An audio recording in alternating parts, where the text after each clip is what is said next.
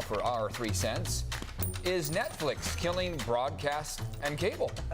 Okay, well, according to Nielsen ratings, last month marked the first time broadcast and cable made up less than 50% of all TV viewings, dropping by 17% compared to last year. We don't particularly enjoy seeing This is not like good that. for us, right? Yeah. Well, according to that report, broadcast viewership made up 20%, while cable made up 29.6%. Yeah, this is all thanks to the rise in streaming services, which grew to a high of nearly 39% of all TV viewing.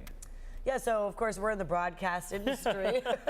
That's what we do here. Yeah, about that. But of course, you know, for a lot of people, their viewing habits have changed, which we've been fully aware of for many, many years. I mean, our habits, of course, have changed since the days of like turning the knob on your TV. Right here when now. we didn't have streaming platforms. Right, there's now streaming, but there are ways to watch our news. You can watch it right here on your cell phone. You can truly stream us on almost any platform. It's called a platform. CBS 8 app. You literally, our entire 6-hour show, you can watch just by pressing that app. You can watch the live stream. We have it on, like, for my TV at home, for example. We have YouTube TV to be able to watch live news, our news. And then we have the CBS 8 app as well. We're on Roku Fire. Right. Roku, Fire, Apple TV. We're everywhere. But our industry, I think, was a little bit behind trying to play catch up when it came to the streaming things. We are all out there. I have heard where people have so many apps and so many things that they're involved in and the money keeps going up, the cost keeps going up,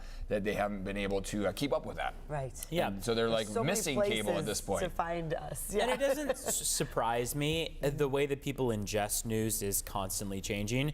But I mean, I think it's important that we keep up with it. I mean, it's incredible to see. We post our first 10 minutes of our morning newscast on YouTube, and that gets consistently thousands and thousands of views. Absolutely. Which reminds me, people go on YouTube and watch our newscast. Right. So yes, of course, 10, 20 years ago, the bulk of our viewers were broadcast, but I think we, in particular, have done a pretty good job of trying our best to adjust to where people watch. Major adjustments had to be made. Of course, our managers are the ones that have to deal with, like, where else can we put our news to make sure that when you're out there and you need news, you're getting it from us, because we don't want it to be hard for you to find it, right? Sure. But yeah, gone are the days of like just sitting back with cable TV. Yeah.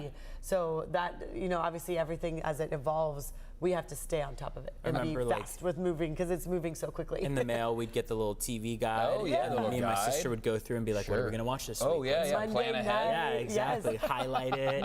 I have the TV for 8 to 9 tonight. Yeah, So. I remember every year, right around Christmas time, The Sound of Music would play. Yeah. Do you remember this? Yeah. And it was like a Friday night at 7. So my family, we all would gather around. I kind of miss that, I will say. I mean, now you can find anything you want at any time, which is convenient. But it's kind of nice to have that appointment television too. It is. I do feel like a lot of the apps, increase $1, another $2, $3. You got 10 apps, and you start going, well, I was paying $120 for my cable bill. Now I'm paying $150 for all these streaming services and my internet. So, you know, a lot of people, I don't think, are going back to cable necessarily, but I think they're starting to realize that they're spending about it. And you know which app is free to download? The CBS 8 app. That's right. Wow. No, we're not charging you for that one. No, $0. We're working for your wallet. That's right. Yeah. Exactly. So It doesn't even cost 3 cents. No. There we go. Wow, that should be our But marketing you get our tactic. 3 cents. Absolutely.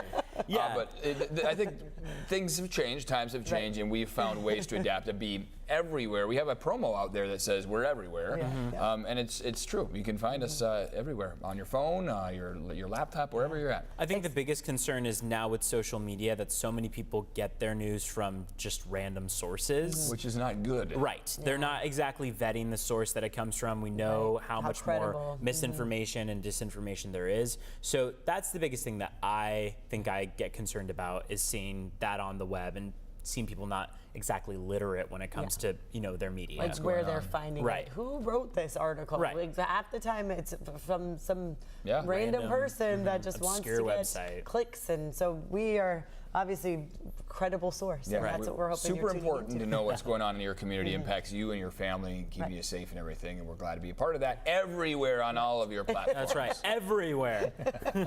All right, stay with us, everyone. We're taking a quick break.